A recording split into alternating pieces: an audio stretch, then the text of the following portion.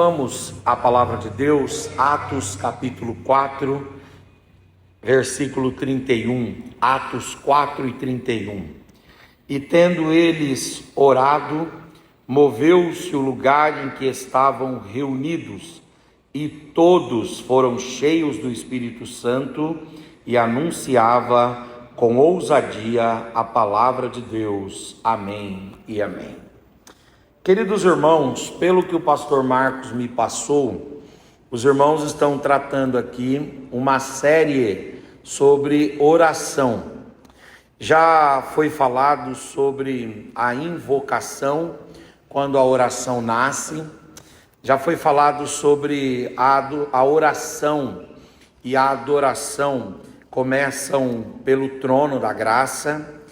Já foi falado que a oração de confissão, ela trata o pecado e perdoa o pecador. A oração de gratidão, ela abre portas. Foi falado aqui sobre a petição, que deve ser alinhada com a vontade de Deus. Depois os irmãos trataram sobre intercessão, que significa uma oração que carrega os outros. Depois sobre o lamento, que é levar, através da oração, a nossa dor para Deus. E trataram também sobre a submissão, que é demonstrada na oração de Jesus no Getsêmani, uma oração que se rende à vontade de Deus. Bom, hoje nós vamos falar sobre, pelo que o pastor Marcos falou, o último tema dessa série, e o tema é a oração que transforma a igreja, ou a oração de uma igreja transformada. E nós devemos nos lembrar que a igreja de Cristo, ela não é movida por estratégias humanas. A igreja de Cristo, ela é movida por intervenções maravilhosas e espirituais de Deus. E quando nós pensamos em intervenções de Deus, nós pensamos, biblicamente falando, de alguns instrumentos que Deus usa para intervir na igreja. E um dos instrumentos mais poderosos, instrumento que aciona a intervenção de Deus na igreja, é exatamente a oração. Quando a igreja ora, o céu fica baixinho. Deus visita o seu povo e as coisas na igreja são consertadas e os rumos e as rotas são aliados e alinhados. Bom, quando a gente pensa em oração, os irmãos aqui são muito educados na palavra e sabem disso, que oração no Novo Testamento vem de uma palavra grega, que é a palavra proselkes. Proselkes. E esse proselkes quer dizer o quê? Quer dizer orar, mas orar é aproximar-se de Deus de forma reverente. Quem ora de verdade aproxima-se não tentando impor a vontade a Deus, mas ora de forma reverente, ora de forma temente. Orar também tem a ver com essa dependência absoluta. Essa expressão proselke tem a ver com você orar confessando que você é dependente de Deus. A oração, ela só faz sentido se esta for a concepção que tome a nossa mente. Por quê? Porque se nós nos acharmos capazes de resolvermos as coisas, capazes de solucionarmos as demandas, capazes de enfrentarmos as circunstâncias da vida, sem qualquer tipo de apoio, sem qualquer tipo de âncora, sem qualquer tipo de suporte, então a nossa oração ela é descartável. Mas quando nós oramos dependentemente de Deus, oramos de forma a nos prostrarmos ao Senhor e reconhecermos que nós não podemos sozinhos, que nós não somos capazes, que nós não temos a visão totalmente completa, nós não temos a leitura totalmente adequada, que nós não sabemos discernir completamente tempos e estações, pessoas e situações, e aí então nós podemos orar de forma dependente e orar com essa dependência absoluta de Deus. Aliás, o próprio ato de orar quer dizer, ele demonstra, ele exterioriza, ele manifesta uma dependência, porque a forma como o Senhor Jesus, através dos muitos exemplos, inclusive que ele mesmo deu e outros que ele aprovou, a forma, a posição, a anatomia da oração é uma anatomia de dependência. Como é que você pensa numa pessoa orando a partir do modelo neotestamentário e a partir do exemplo de Jesus?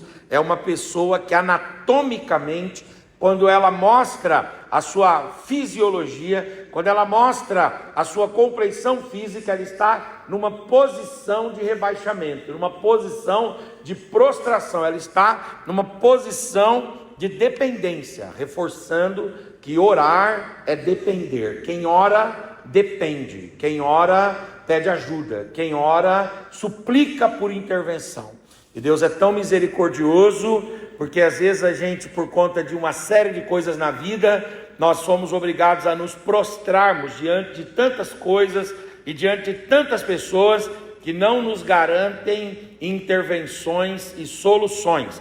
Mas quando nós nos prostramos diante do Senhor, quando nós nos rebaixamos diante do Senhor, o Senhor não nos humilha, o Senhor não nos lança em rosto, o Senhor não nos envergonha, o Senhor não nos expõe, o Senhor não nos deixa numa condição vexatória. Pelo contrário, o Senhor abre os céus e derrama sobre nós a sua bondade, a sua graça, a sua generosidade e o seu amor. E por fim, irmãos, a oração dessa ideia do proselques tem a ver não só com uma aproximação reverente, com uma dependência absoluta, mas tem a ver também com um relacionamento contínuo. Porque não adianta fazermos uma oração ultra, mega, plus, blaster, master, fervorosa hoje e amanhã estarmos com os lábios cerrados para Deus. Não é este o ideal, não é esta a caminhada, não é esse o desejo de Deus. O desejo de Deus é que a oração ela revele um relacionamento perene, um relacionamento constante, um relacionamento contínuo, um relacionamento que se desdobra e que se expõe e que se projeta e se prospecta no tempo. Então, a ideia é esta, que nós tenhamos um relacionamento contínuo.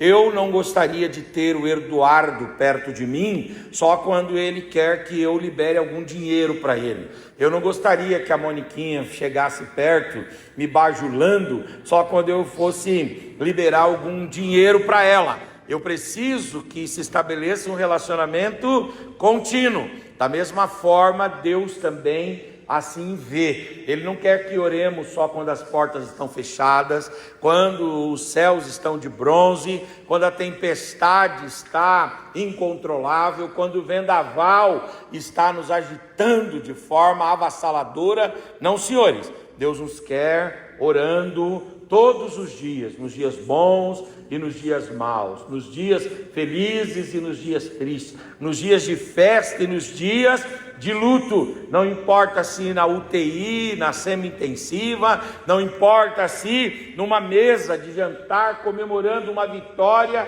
e uma conquista. O crente tem que levantar a sua voz, chamar o Senhor para perto e dizer: eu me rendo, Senhor, vem para cá, porque o Senhor é a melhor, a mais importante, a mais essencial de todas as companhias.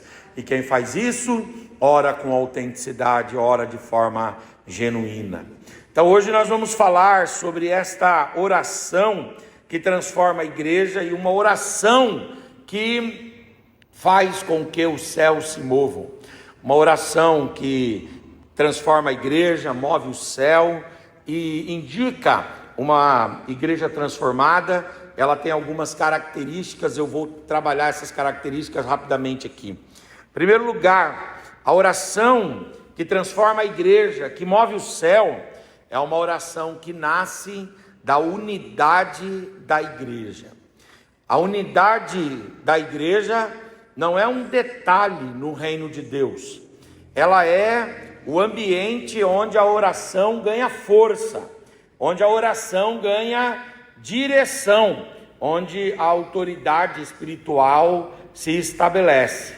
Quando há concordância entre os irmãos, há também um alinhamento no coração dos irmãos e há concordância na igreja, e há concordância na oração. E aí, quando há concordância entre os irmãos, quando há alinhamento entre os corações dos irmãos, e aí há também uma concordância na oração, a igreja ora na unidade e Deus ouve, Deus abre os céus, Deus atende o clamor do seu povo. Jesus, ele trouxe 12 pessoas para andar com ele, e cada pessoa daquela tinha uma característica, um perfil físico, um perfil intelectual, um perfil filosófico, um perfil de leitura social e histórica de si mesmo, da família, do seu povo e do mundo. Pessoas que eram contrastantes, diferentes e divergentes. Mas o Senhor Jesus procurou, ao longo da caminhada com eles, aparar as arestas para que aqueles homens antagônicos em muitos aspectos, divergentes em muitos aspectos, conflituosos e conflitantes em muitos aspectos, eles fossem se alinhando, e aqueles homens se tornassem um grupo coeso. E esse grupo coeso é chamado de colégio apostólico, é chamado de os apóstolos de Cristo. Um grupo coeso que o Senhor foi trabalhando, o Senhor foi dirimindo as diferenças, o Senhor foi acabando com as discordâncias, o Senhor foi retirando aqueles pontos de conflitos, aqueles pontos de separações, aqueles pontos de segregações que existiam entre eles. E Jesus foi transformando aquele grupo de 12, que eram um extremamente estranho ao outro, o Senhor Jesus foi transformando-os num grupo coeso. E aí, ao longo dos evangelhos, nós vemos Jesus trabalhando o tema da união. Mas a união, ela pode apenas representar um momento, e ela pode representar apenas unidos para uma finalidade específica.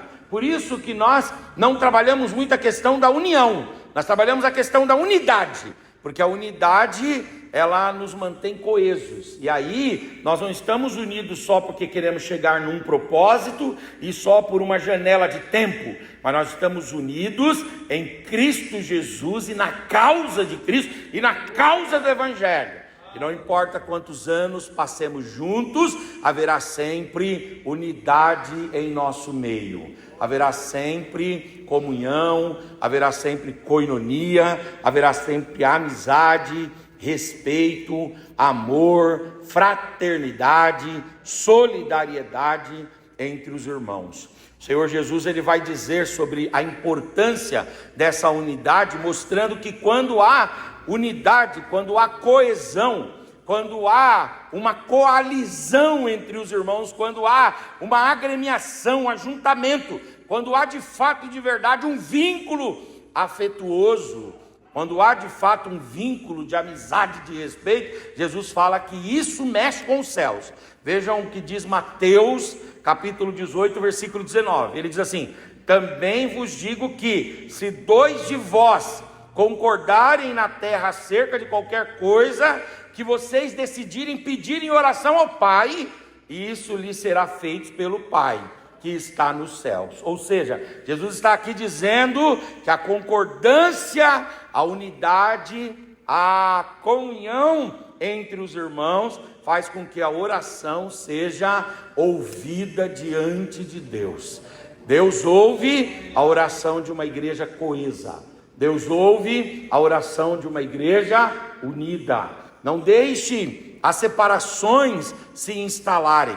Não deixem as causas de divergência se consolidarem, se estruturarem e fincarem-se no meio da igreja. Não! Todas as vezes que você vê uma raiz de amargura, toda vez que você vê uma cisma, toda vez que você vê uma causa de ruptura das relações, seja sua para com algum irmão, seja de algum irmão para com você, seja de um irmão para com o outro, seja de alguém da igreja para com o púlpito e do púlpito para com a igreja, quando você perceber que está se abrindo uma rachadura, que está se abrindo uma rotura e está sendo separado o povo de Deus, se coloque nessa brecha como aquele que difunde a comunhão, como aquele que é conciliador, tentando aproximar as partes, e saiba, Deus vai te dar a palavra certa na hora certa, Deus vai te dar autoridade na hora certa, e você vai conseguir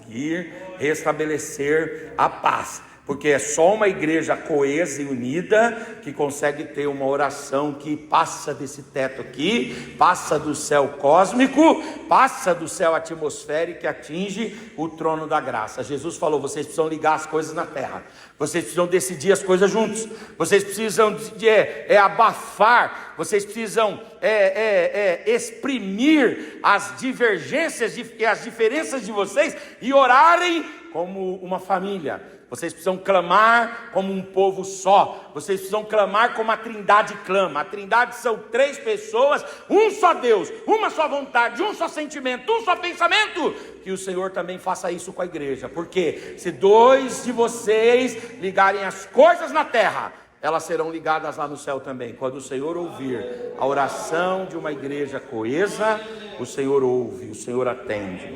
A concordância espiritual não é apenas estar juntos nos cultos, mas estar alinhado com o propósito, na fé, na dependência de Deus. Quando 2 ou mais se unem assim, o céu responde com uma intervenção maravilhosa e sobrenatural. O John Wesley, ele dizia o seguinte: Deus nada faz senão em resposta a uma oração feita por uma igreja unida. A igreja precisa estar unida. Deus responde em ambientes de unidades, porque a unidade revela uma coisa muito importante, revela uma maturidade espiritual. Quando nós somos muito briguentos, quando nós somos muito birrentos, quando nós somos muito belicosos, beligerantes, quando nós somos muito contendeiros, isso mostra a nossa incapacidade de solucionar os nossos conflitos. Criança que chora por tudo, criança que arruma birra por tudo, mas homens maduros não, eles tentam sentar, conversar, aparar as arestas e viver como servos de Deus, aleluia. Então a igreja, quando ela é uma igreja unida, quando ela é uma igreja que tem unidade, ela é composta por irmãos maduros. Outra coisa, quando você é muito novo, você faz questão de tudo. Conforme você vai ficando mais velho, você vai abrindo mão, você vai selecionando as guerras, você já não vai entrando em tantos conflitos. Quanto mais maduro você se torna, mais capaz de lidar com problemas, com divergências e com conflitos. Agora, quando há uma infantilidade, quando são neófitos na fé, quando somos tomados por uma simplicidade em relação às coisas, brigamos por tudo, fazemos questões de tudo, hipervalorizamos tudo, superestimamos expressões e opiniões dos outros e assim sucessivamente. Então uma igreja unida, uma igreja que vive unidade, é uma igreja madura. Que Deus nos dê maturidade, que Deus nos leve a ser adultos, que Deus nos leve a sermos de fato e de verdade homens, à estatura de Cristo Jesus, o nosso Senhor. Agora também, uma igreja que vive em unidade é uma igreja mais submissa. Vocês já perceberam que pessoas mais velhas são submissas? Nem tudo, porque tem uns aí que vão ficando mais velhos, vão ficando cada vez mais insubmissos, né? Então vão virando uma bomba relógio, né? Mas em regra, a pessoa mais velha, ela ouve mais. Em regra, ela ouve mais, ela reflete mais e ela se submete mais. E às vezes ela pode até ser um pouco mais ranzinza, às vezes ela pode ser até um pouco mais opiniosa, mas quando ela tem ali alguém que ela percebe o amor e o cuidado, ela vai se submetendo, ela vai deixando a sua vontade ser uma vontade influenciada, uma vontade que pode ser até apoiada ou até dominada, uma vontade dominada. Interessante isso daí. Quanto mais experiente a pessoa, mais ela vai sendo submissa, mais ela vai entrando em menos conflitos, mais ela vai aceitando as circunstâncias e as situações. Ah, pastor, mas tem lá meu pai lá, ele não é muito submisso. Não, é verdade, ele não é submisso em relação a uma coisa, mas ele é submisso em relação a uma série de outras coisas. Que às vezes que ele tinha autonomias em todas as outras coisas, agora as autonomias dele vão sendo perdidas, esquecidas, deixadas de lado, e aí ele vai mantendo ainda o ponto de afirmação dele numa posição, mas nas outras ele vai cedendo e concedendo e assim sucessivamente. Me lembro que meu pai, ele era um homem bem opinioso, ele era de uma personalidade muito acentuada. Meu pai era um indivíduo que não passava assim sem ser percebido, por conta da opinião dele, da forma como ele se impunha na vida, em todos os cenários, em todos os momentos. Mas ele, e ele tinha uma coisa, quando novo, dizia o seguinte: meu dinheiro é no meu bolso. Mas aí ele não deixava ninguém pegar o dinheiro dele. Aí a minha mãe, no final da vida dele, né, minha mãe convivendo com ele, ele ia lá e recebia, pegava o dinheiro e entregava na mão dela. Aí a gente falava: "Ê, pai, hein, quem te viu, quem te vê, hein?" Aí ele dizia: "Não, mas não é para gastar tudo não." Aí ele dava aquele arroubo dele, que aí a gente falava: "Puxa, é aqui que ele está se afirmando, né? Não gasta tudo, porque tal." Aí quando ele falava isso, na verdade ele estava fazendo ali aquela bravata, mas quem controlava mesmo era a mãe ali, com a ajuda das minhas irmãs e assim sucessivamente. Então vejam que quanto mais madura a igreja vai se tornando mais submissa também. A igreja vai respeitando mais, os irmãos vão fugindo de conflitos, os irmãos vão se afastando quando veem que as coisas vão aquecendo, e isso vai fortalecendo a unidade da igreja. Isso vai fortalecendo a unidade da igreja. Cristo houve uma igreja unida. Vejam o que diz Atos capítulo 1, versículo 4. E todos estavam perseverantemente unidos em oração e em súplica, e com as mulheres, e Maria, mãe de Jesus, juntamente com os irmãos de Jesus também. Vejam, irmãos, que Atos, aliás, 1,14, perdão. 1,14 vai falar que eles estavam perseverando unanimemente na oração. Essa unanimemente, essa palavra quer dizer o seguinte: havia uma unidade, uma coesão, havia uma inteireza. E vejam que eram irmãos diferentes. Se você olhar o versículo 13, você vai ver que eles eram bem diferentes, mas eles colocavam a diferença de lado para viver de forma unida, para viver de forma uníssona, para viver de forma unânime. E nesta unanimidade, nesta unidade, o Senhor trabalha. Nesta unidade, o Senhor se move. A oração, ela é ouvida quando a igreja é unida. Quando a igreja tem unidade. Uma igreja dividida pode até falar muito, mas sua voz não encontrará eco no céu, pois lhe falta o som da concordância. O som da concordância precisa ser emitido por uma igreja unida. Que Deus acabe com as nossas diferenças. Que Deus, em nome de Jesus, quebre as nossas muralhas que às vezes formamos entre nós, por alguma razão, por algum trauma, alguma discordância, algum conflito, alguma divergência, e que o Senhor nos transforme em pessoas unidas, em nome de Jesus. Que você seja cada vez mais unido com esse irmão que está aí do seu lado, que a sua família seja cada vez mais unida com as famílias dos irmãos da igreja. Em Atos 4:24 diz: e ouvindo eles isto, unanimemente levantaram a voz e disseram: Senhor, Tu és o Deus que fizeste o céu, a terra, o mar e tudo o que neles há. Em Atos 4:24 fala que os irmãos oravam de forma unânime. Quando a igreja levanta uma só voz, ela não apenas ora, ela estabelece um altar coletivo, onde cada coração se torna parte de um clamor unificado diante de Deus. Como disse o João Calvino, a oração pública e coletiva é o exercício mais poderoso que a igreja pode dar e pode ter. É o exercício mais poderoso da igreja, é quando a igreja ora de forma unida, de forma coletiva. A concordância gera autoridade espiritual, porque une fé, une propósito, une direção. Não há dispersão, não há ruído, mas apenas foco no que Deus pode e quer fazer. O céu não responde apenas vozes individuais. O céu responde à oração da igreja de Deus, do povo de Deus, uma oração em concordância.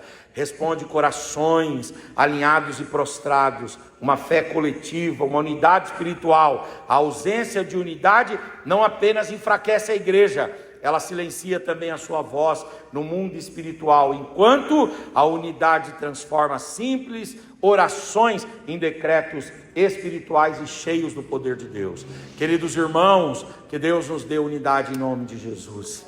Em nome de Jesus, que Deus nos faça pacificadores. É muito bom quando a igreja está orando por uma causa, quando a igreja está unida orando por uma causa. Eu já falei para os irmãos aqui, eu gosto muito daquele livro do C.S. Lewis, Carta de um Diabo ao Seu Aprendiz. E lá naquele livro, o C.S. Lewis coloca dois demônios para falar, um dando conselhos para o outro, de como que deve lidar com a igreja. E aí um demônio foi e falou para o outro assim: olha, o que você acha da igreja? Aí ele disse assim: bom, a igreja, quando nós estamos falando de uma igreja dividida, de uma igreja cismada, de uma igreja conflituosa, de uma igreja que cada um supervaloriza a sua opinião, cada um se acha superior ao outro, ninguém consegue encontrar concordância, ninguém consegue encontrar harmonia, ninguém consegue encontrar irmandade. Essa igreja é horrível. Mas quando você vê uma igreja coesa, uma igreja unida, e quando ela passa, as vozes do inferno se calam diante dela. Quando a igreja está unida, irmãos, os céus ouvem a voz da igreja, e os demônios calam as suas vozes diante do ruído poderoso que o povo de Deus faz. Levante a mão, por gentileza, e faz um ruído glorioso. Oh glória, oh glória, oh glória, oh glória, oh glória, oh glória. Oh glória, oh glória, oh glória. Oh glória, oh glória, oh glória. Uracandarabashurabai. Dizem que a rainha da Inglaterra disse, né? Eu tenho mais medo, aliás, a rainha da Inglaterra nada, a rainha da Escócia disse, porque foi na Escócia isso, a rainha da Escócia disse: olha, eu tenho mais medo da oração do John Knox, do reformador John Knox, do que todas as esquadras da realeza inglesa voltadas contra nós aqui na Escócia. Eu tenho mais medo da oração de Knox. Porque o Knox era uma voz solitária, porque se ela ouvisse o som do clamor da igreja, quando há concordância na oração, e quando o povo ora de forma uníssona diante de Deus, ela diria: eu tenho mais medo da oração da igreja do que da oração de Knox e do que das tropas e dos exércitos e das esquadras inglesas. É muito bom orar e ser uma voz solitária, Deus ouve, mas é muito melhor quando oramos juntos, irmãos, quando clamamos juntos. Tudo que vocês ligarem aqui na terra será ligado no céu, tudo que vocês concordarem aqui será concordado no céu. Que Deus nos faça orar pelas mesmas causas, que Deus nos faça levantar as mesmas bandeiras, que Deus nos faça defender os mesmos princípios e os mesmos propósitos. E se fizermos assim, a nossa oração será uma oração relevante que abalará os céus, Oh glória, oh glória, oh glória. Agora, uma oração que também trabalha na igreja, que move a igreja, que transforma a igreja e que move o céu, em segundo lugar, é uma oração fundamentada na palavra. A oração que move o céu, que estrutura a igreja e que mostra uma igreja madura, ela não nasce de sentimentos isolados, mas ela nasce de um coração enraizado na palavra de Deus, pois é na palavra de Deus que encontramos a vontade revelada do Senhor sobre todas as coisas. Nós devemos orar a palavra. Por quê? Porque o salmista no Salmo 119, verso 5 diz: lâmpada para os meus pés é a tua palavra, e é luz para o meu caminho, é a tua palavra.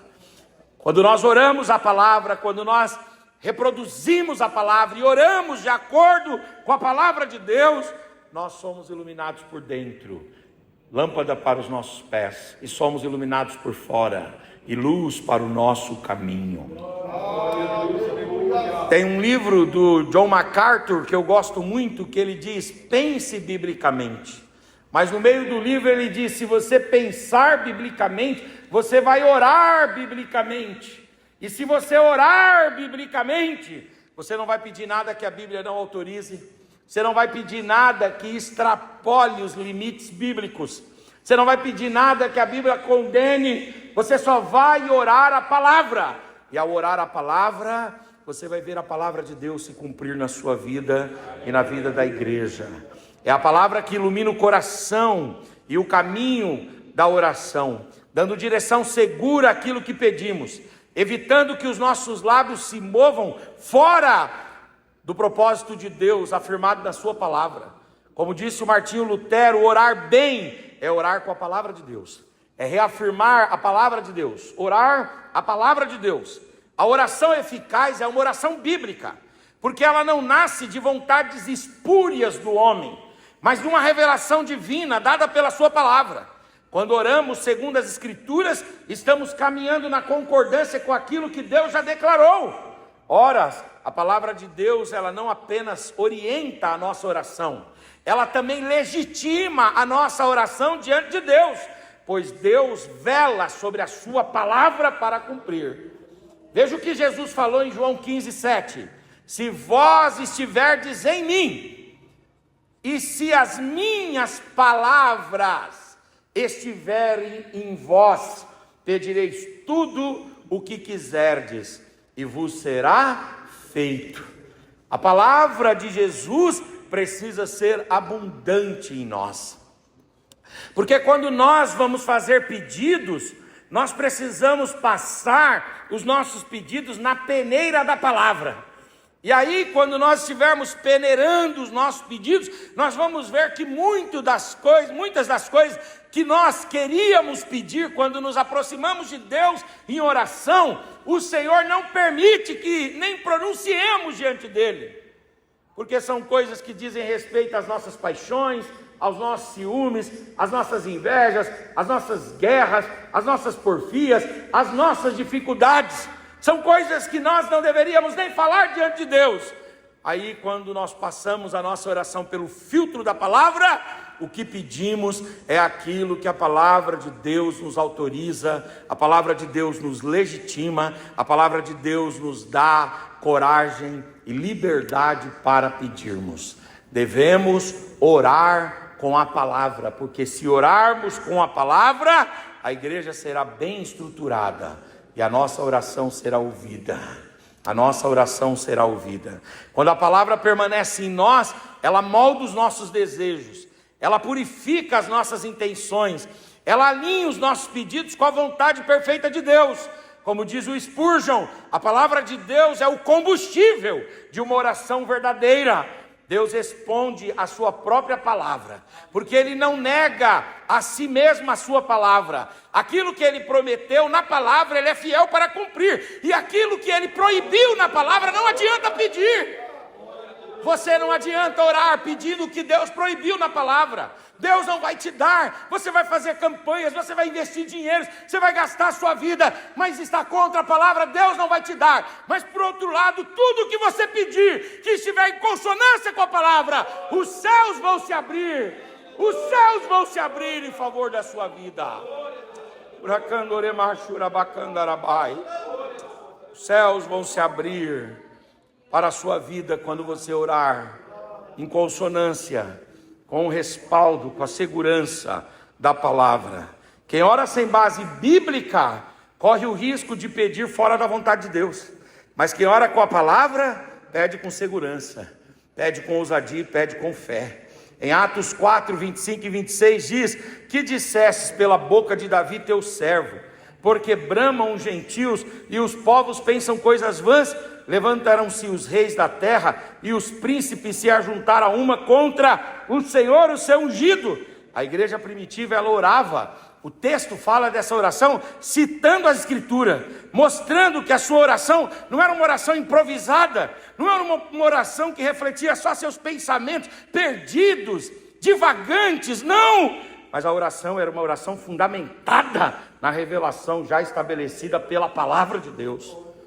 Tem um livro, irmãos, se vocês puderem uma hora ler, chama-se Entre os Gigantes de Deus. O J. Liu Packer escreveu sobre os cristãos puritanos ingleses. E os cristãos puritanos tinham um rigor na vida de justiça e de piedade que é uma coisa a ser imitada e copiada por todos nós. E lá, entre os puritanos, está o John Owen.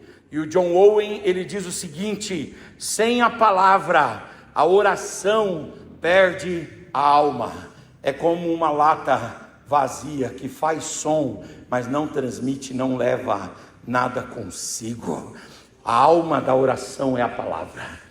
E como é que você diz? Como é que eu faço isso, pastor? Na prática, como é que eu faço isso? Você precisa citar a palavra na sua oração. Você precisa lembrar o que está na palavra. Você precisa replicar a palavra, reproduzir a palavra.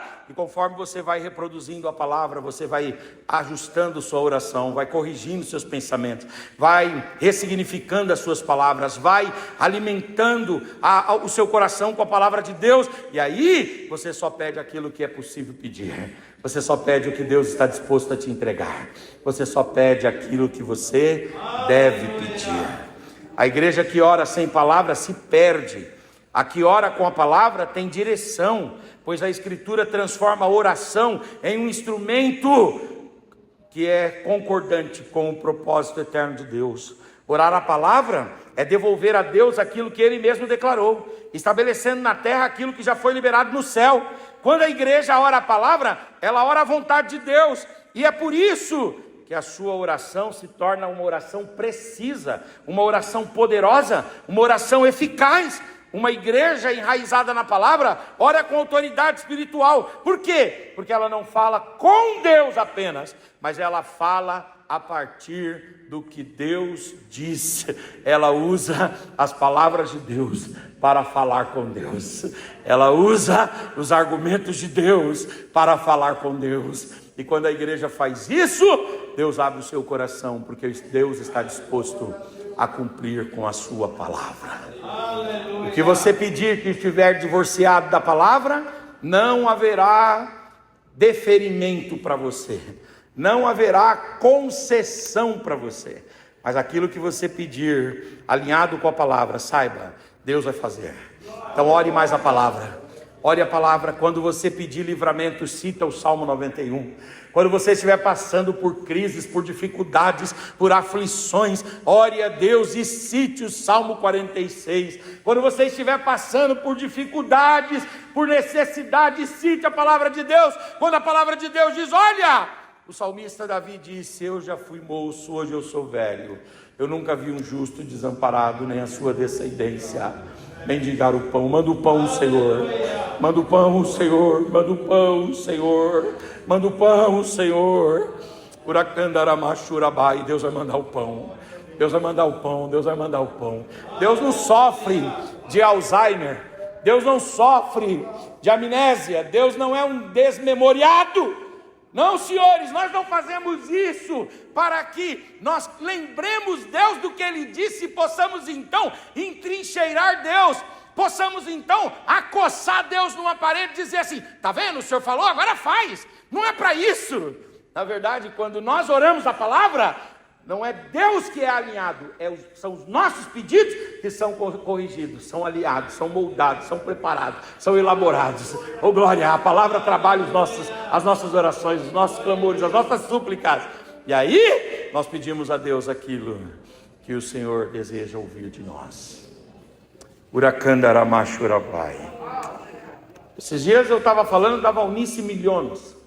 Valnice Milhomes se tornou uma grande autoridade, pregadora da palavra. E ela lançou um livro chamado Orando a Palavra. Não sei se vocês lembram desse livro. Ela fazia grandes eventos. E ela ainda hoje é uma autoridade. E eu respeito muito a autoridade dela. Mas ela, às vezes, ensina algo juntamente com outros pastores. Por exemplo, o R.R. Soares, quando ele vai ensinar sobre oração, ele diz: ore a palavra, recite a palavra. Mas no sentido de que a partir disso, a partir dessa recitação da palavra, você pode entrincheirar Deus, você pode acossar Deus, você pode colocar Deus contra a parede, e você pode determinar que Deus faça, porque Ele falou na sua palavra. Não, senhores, não, senhores, não, senhores, não, senhores. Nós não estamos na condição de colocarmos Deus contra a parede. O que a gente faz é dizer: Senhor, a tua palavra me dá essa garantia de que o Senhor faz. O Senhor fez no passado, faz por mim também. O Senhor demonstrou no passado o seu cuidado e o seu caráter, demonstra hoje também. Faz isso por graça, faz isso por graça. Levante a sua mão por gentileza. Levante a tua face, levante a tua voz. Abra sua boca e dê uma palavra de adoração. Se comprometa a orar a palavra, a reproduzir a palavra, a pedir de acordo com a palavra. Oh glória, oh glória, oh glória, oh glória, oh glória, oh glória, oh glória. Uracandaramachurabai. Para eu terminar, a oração que transforma a igreja, de uma igreja transformada e que move o céu, essa oração em terceiro e último lugar, é uma oração que ela traz, ela pede, ela suplica pela manifestação do Espírito Santo. A oração, ela não pode terminar nas palavras. Ela culminará, ela se desdobrará numa manifestação da presença de Deus. Uma manifestação da presença de Deus através do Espírito Santo, que transforma ambientes, que transforma corações e que transforma realidades. Em Lucas 11:13 está escrito assim: pois se vós, sendo maus, sabeis dar boas dádivas aos vossos filhos, quanto mais o vosso Pai Celestial. Aí o Senhor Jesus fala o que o Pai Celestial dará para a igreja. Ele diz: porque o Pai Celestial dará o Espírito Santo. Mas para quem Ele dará o Espírito Santo? O finalzinho do versículo explica: Ele dará o Espírito Santo para todos que lhe pedirem. Nós precisamos orar pedindo a Deus que Deus envie sobre nós o Espírito Santo. Aleluia. Às vezes, irmãos, a gente ora por tanta coisa, ora porque pessoas estão enfermas e devemos orar, ora para que Deus abra uma porta de emprego e devemos orar, ora para que Deus dê uma vitória numa causa na justiça, devemos orar mesmo, ora para que Deus dê saúde para o corpo, está tudo certo. Mas aí nós fazemos todo tipo de oração, e se nós formos listarmos as nossas orações, serão até muitas delas legítimas, as causas serão legítimas, mas dificilmente a gente faz essa oração aqui que Jesus falou, que o Pai, Ele sabe dar coisas boas aos vossos filhos, e principalmente Ele dá o Espírito Santo a todos aqueles que pedirem. Aleluia. Quanto tempo faz que você não ora pedindo: desce aqui, Espírito Santo, Vem manifestar na minha mente, Espírito Santo. E é interessante que a nossa relação com o Espírito Santo é uma relação muito sensitiva. Sensitiva no sentido de que nós esperamos o culto pegar fogo, Deus usar os musicistas, Deus usar o pregador, Deus usar ali os instrumentistas, os cantores dos grupos, para aí nós sentirmos a presença do Espírito. Mas não é isso que Jesus fala. Jesus não fala, fique na sua passividade religiosa, aguardando que quem sabe um dia o sopro do Espírito venha. Não é isso. Ele diz assim, tenha uma postura ativa quanto ao Espírito Santo. Peça do mesmo jeito que você pede outras coisas. E do mesmo jeito que o vosso Pai não nega as coisas sazonais, transitórias, efêmeras e passageiras dessa terra, o nosso Deus, o vosso Pai, não desprezará o seu pedido para derramar sobre você a presença do Espírito Santo de Deus. Quantos querem pedir o Espírito Santo para Deus? A oração deve atrair a presença de Deus, porque Deus responde àqueles que o buscam com sinceridade. E Deus então abre os céus, e sobre estas vidas que pedem, Deus derrama do seu Espírito. O Jonathan Edwards, os irmãos conhecem muito bem o Jonathan Edwards, foi aquele pregador que pregou um dos sermões mais gloriosos, chamado de Pecadores nas mãos de um Deus irado. E o Jonathan Edwards, ele diz lá num dos trechos, ele diz, quando Deus deseja fazer algo grande, ele começa a levar o seu povo para orar, pedindo o Espírito Santo. Quando Deus quer fazer algo arrebatador na igreja, quando Deus quer abalar a igreja e abalar a comunidade na qual a igreja está inserida, Deus vai constrangendo o seu povo a pedir para que o Espírito venha, para que o Espírito se derrame, para que o Espírito encha. Oh glória, onde há oração constante, há uma presença manifesta do Espírito Santo de Deus. Deus não resiste a um coração que clama continuamente por sua presença, por sua glória, pelo seu Espírito.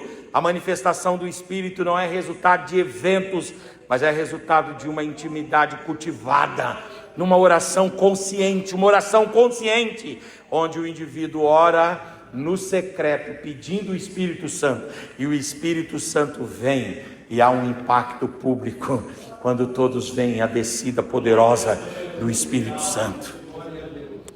Vou terminar lendo Atos 2, 2 e 4.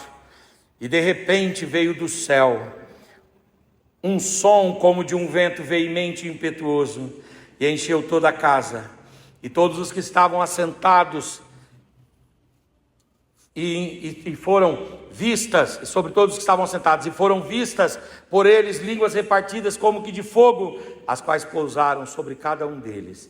E todos foram cheios do Espírito, e começaram a falar noutras línguas, conforme o Espírito lhes concedia que falassem. Queridos irmãos, os irmãos estão reunidos lá, e eles estão orando, e eles estão clamando. E qual é o pedido que eles fazem? Senhor, manda o seu Espírito, Senhor, cumpre a sua palavra. Cumpre a sua palavra, manda o seu Espírito. E de repente os céus se abrem e o Espírito de Deus desce. Nós precisamos voltar a clamar pelo Espírito Santo, a pedir a Deus para que Deus renove as nossas vidas, para que Deus nos dê dons maravilhosos. Eu não sei se você tem orado nesse sentido, mas eu quero te dizer, ore que Deus vai derramar graça. Deus vai derramar a sua unção e a sua presença sobre você. Glória a Deus. Como disse o Dwight Lyman Moody, sem o Espírito Santo nada podemos fazer. O céu responde onde há fome espiritual, onde há desejo perseverante pela glória de Deus. Deus se revela àqueles que o desejam mais do que qualquer outra coisa. A presença de Deus não é apenas uma visita. Deus transforma de fato ambientes, pessoas, muda atmosferas, muda realidades humanas. Ele muda tudo. Eu quero terminar lendo Atos 4:31, que diz: e tendo eles orado, moveu-se o lugar em que estavam reunidos, e todos foram cheios do Espírito e anunciavam com ousadia a palavra de Deus. Oh glória, oh glória, oh glória, oh glória, oh glória. Fica de pé no seu lugar em nome de Jesus. Oh glória, oh glória, oh glória. Oh glória, oh glória. Fala para o seu irmão, você precisa pedir mais a presença do Espírito Santo. Oh glória. Diga para ele, se você está pedindo, você deve pedir mais. Aleluia. Se você está clamando, deve clamar com maior intensidade, com maior entrega. Você deve clamar com maior vontade, com maior desespero, com maior anelo, com maior desejo. E o Senhor não vai te negar isso. O Senhor não vai te negar isso. O Senhor vai te encher do Espírito Santo. O Senhor vai derramar dons especiais e poderosos sobre a sua vida. O Senhor vai te fazer falar em línguas estranhas. Oh glória, oh glória, oh glória, oh glória. Um dia eu estava dando aula, eu acho que eu já compartilhei com os irmãos. Estava dando aula no seminário em Jandira. Antigamente tinha um núcleo lá em Jandira, onde hoje é a sede do setor 68. E depois esse núcleo deixou de existir ali e voltou a existir. E naquele período que ficou mais ou menos uns 2 ou 3 anos sem ter um núcleo ali na sede de Jandira, nós fomos dar aula numa igreja chamada Assembleia de Deus Espertai, que fica ali perto do cemitério, do velório de Jandira. E eu fui designado para dar aula lá pelo ITEB, e eu saía daqui, ia para lá dar aula, e um dia nós estávamos tratando sobre o Espírito Santo, a teologia, a doutrina do Espírito Santo, pneumatologia. E eu falei na aula que os alunos deveriam pedir para que o Espírito Santo viesse. Aí tinha lá o pai, a mãe e um rapazinho, um jovem. E de repente eles foram para casa, terminaram o culto, a reunião e tal, nos despedimos, eles foram para casa. Quando foi de madrugada, o telefone da minha casa tocou, eram os pais do garoto, e disseram assim: pastor, escute aqui, o senhor falou aquilo lá na aula, esse menino tem pedido, ele tem clamado por um avivamento de Deus, um renovo de Deus sobre a vida dele. E eu quero que o senhor escute aqui. Ele colocou no viva voz, e o menino estava sendo batizado no Espírito Santo, na casa dele, falando em línguas estranhas. Quem bate, a porta se abre, quem busca, encontra, e ao que pede, será dado. Aleluia. Você diz assim: ah pastor, Deus pode fazer isso aqui agora, eu sei, mas se Deus não fizer, continue pedindo, continue clamando, continue suplicando. Oh glória, oh glória, oh glória. Os irmãos aqui são grandes conhecedores da história da Assembleia de Deus e sabem muito bem que a nossa querida irmã Celina Albuquerque não foi batizada no porão da Igreja Batista, não foi batizada enquanto Daniel Berg pregava, nem enquanto Gunnar Wingre pregava. Ela foi batizada em casa, quando ela estava orando de madrugada e falando: Espírito, vem aqui, Espírito. Eu sei que eu não estou no ambiente que é o ambiente da igreja, mas desce aqui. E o Espírito Santo desceu lá na casa dela e ela falou em línguas estranhas. Oh glória, oh glória, oh glória. Eu estou sentindo a presença de Deus aqui. Oh glória, oh glória, oh glória. Nesse último tempo, irmãos, nós precisamos da direção do Espírito, do poder do Espírito, da renovação do Espírito. Eu tive no sábado pregando em Ribeirão Preto, e foi muito interessante. Quando eu terminei a pregação, eu falei assim: quem quer um renovo de Deus, vem aqui à frente. Alguns irmãos vieram, mas aí alguns vieram, oramos, tal, foi uma bênção. Quando terminou, eu fui lá para fora vender o livro. De repente eu chego lá, aí chega uma senhora, o marido e 2 filhos, que eram 2 jovens adolescentes lá da igreja, que inclusive os filhos tinham vindo à frente. Aí ela chegou, e quando ela encostou perto assim, achei que eles iam comprar um livro, ela caiu em lágrimas. E ela disse assim: ô pastor, eu fiquei com vergonha, eu fiquei tímida, eu fiquei assim, apequenada de ir lá na frente, quando o senhor falou que Deus queria nos renovar. Eu vi meus filhos indo, e eu falei: poxa, eu sou uma cristã que já está aqui na igreja há bastante tempo, eu não vou pedir isso. Ah pastor, mas eu quero muito. É possível ainda orar? Eu falei para o meu marido para ele vir aqui, os meninos, para eu ter coragem de falar com o senhor. Eu falei: claro que sim. Peguei um irmão lá, falei: fica cuidando da banquinha aí. Aí ele ficou cuidando dos livros, e eu entrei, e ela foi renovada pelo poder de Deus. Glória. Você quer ou não quer? Fala comigo, você quer ou não quer? Se você quer, Deus vai te dar. Se você quer, Deus vai te dar. Pega na mão desse irmão aí, em nome de Jesus. Vamos fechar os corredores e vamos orar a Deus. Em nome de Jesus, pode fechar os corredores aí. Em nome de Jesus, em nome de Jesus, em nome de Jesus. E você vai pedir para Deus renovar você. Você vai pedir para Deus avivar você. Você vai pedir para Deus te visitar.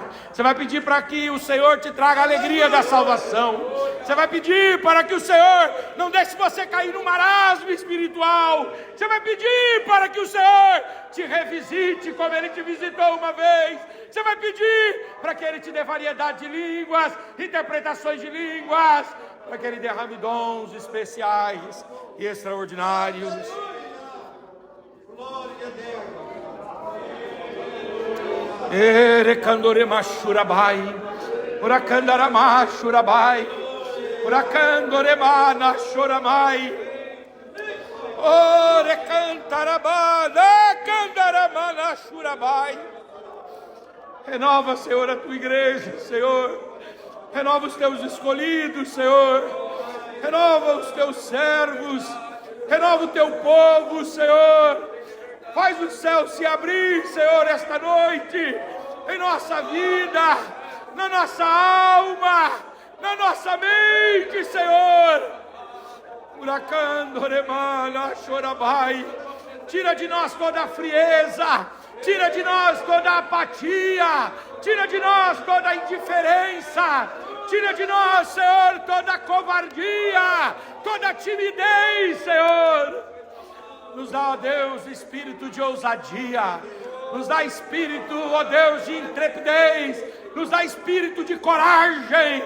Nos dá, Senhor, o renovo espiritual. Renova as nossas línguas. Renova os nossos dons. Renova, Senhor, os nossos talentos. Renova as nossas habilidades. Renova, Senhor, as nossas forças mentais, emocionais e espirituais pela presença do Teu Espírito em nossa vida.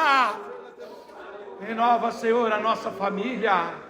Renova, Senhor, o nosso ministério. Renova, Senhor, a nossa vocação. Renova, Senhor, o nosso chamado. Renova, Senhor, a porção que há em nós.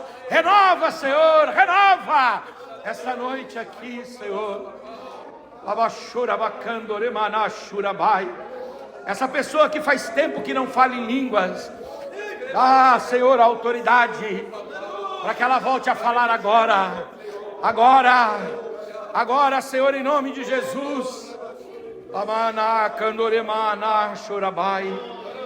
E mesmo nós, ó Deus, que vamos para as nossas casas, no nosso caminho nos encontra no nosso caminho. Nos encontra na nossa vida doméstica. Nos encontra, Senhor, a caminho do nosso trabalho. Nos encontra, Senhor, e derrama sobre nós o óleo da Tua unção, o renovo da Tua presença. Oh, Senhor, nos encontra. Não nos deixa perdidos, não nos deixa desorientados. Não nos deixa sem referencial. Não nos deixa, Senhor, sem guia e sem bússola. Trabalhe em nossa vida, em nossa mente, em nosso coração. Trabalhe em nós, Senhor. Essa é a nossa oração. Mantenha a unidade da igreja. Mantenha a palavra na igreja. E mantenha-nos, ó Deus, cheios do Teu Espírito. Essa é a nossa oração. E a fazemos em nome de Jesus. Amém.